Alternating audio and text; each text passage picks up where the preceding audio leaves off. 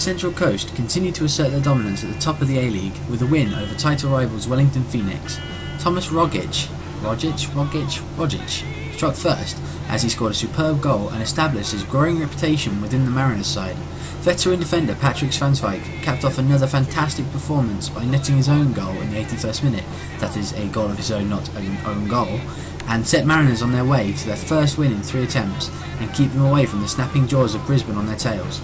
Wellington's title charge is now essentially over, but they can be proud of what they've achieved over the last few weeks and can just keep up the race for second place and what I believe is their best finish ever. Central Coast just need to focus on winning more games. Hart fared better than their Melbourne counterparts back at home at AAMI Park as they narrowly beat a youthful Gold Coast United. With so much said midweek about their team and their 17-year-old captain Mitch Cooper, along with the sacking/resigning/suspending of coach Myron Bleiberg over remarks on the matter, most people expected Gold Coast to just roll over and accept their fate. But no, a lively defensive display saw them create their fair share of chances throughout the game, and it was slightly tragic to see a team with only one player of the age of 25 fall behind to an Eli Babal goal late in the game. Gold Coast, who face the other Melbourne side next week, are now basically guaranteed a wooden spoon, or to English people coming last in the league, finding themselves 8 points adrift at the bottom of the A-League. Perth cemented their grip on a finals place with this victory against Newcastle Jets. When captain Liam Miller was taken off after only 12 minutes with a suspected hamstring injury, Glory fans feared the worst. Then up stepped Adam Hughes. Within 4 minutes he scored only his second goal in a Perth shirt, and after that goal, Perth never seemed to be in any real danger.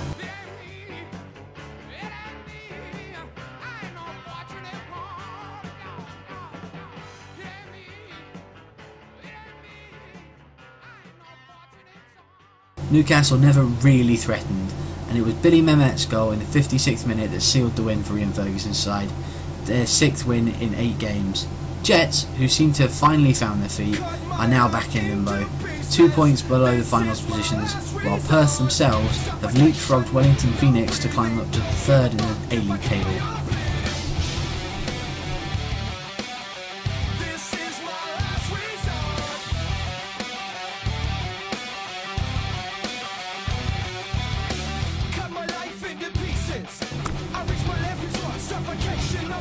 The Roar continued their chase of Central Coast Mariners with an entertaining 3-2 win over Melbourne Victory at Suncorp Stadium. Brisbane had the dream start, with Bessar Barisha scoring after just 42 seconds and one amazing run through a maze of defenders.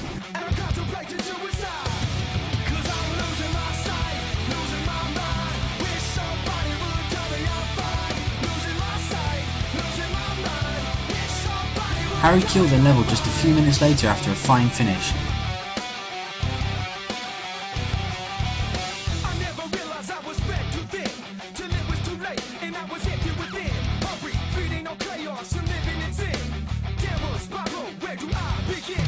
Before Bessar Barisha again showed exactly why he has been offered his 2-year contract extension, before Enrique smashed home from the penalty spot just a few minutes later.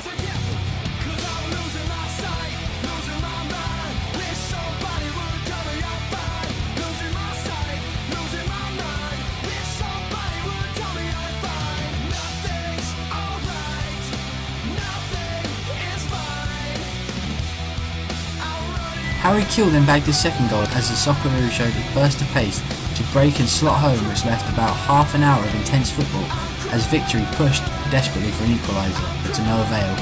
While the Victory are in 8th place, they will be confident of their potential for a finals place and face Gold Coast United next week, while Brisbane face a long trip to Perth as they attempt to mount pressure on league leaders Central Coast Mariners. Adelaide United's disappointing league form returned to haunt them after their 3-0 drubbing of Persipura, an Indonesian side, in their midweek Asians Champions League qualifier.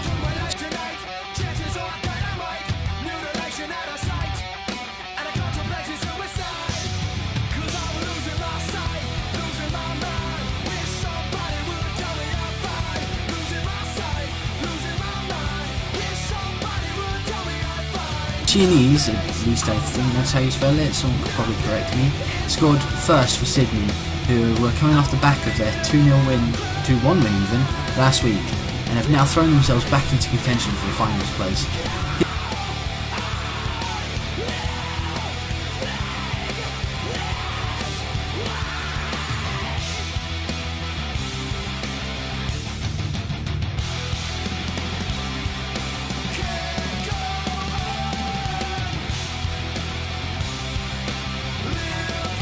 His goal came just before half-time, while Adelaide's equaliser through Barbiero came just after. The match looked set to end as a draw before substitute Mitchell Malia scored the winner with 10 minutes left to play. Sydney have now lifted themselves back into the top 6 with this win and are sitting pretty on 30 points, while for the Reds it was a case of business as usual as they slumped to their 9th defeat of the season and are now 9th in the table, still 9th in the table even, 5 points outside the final places that they crave.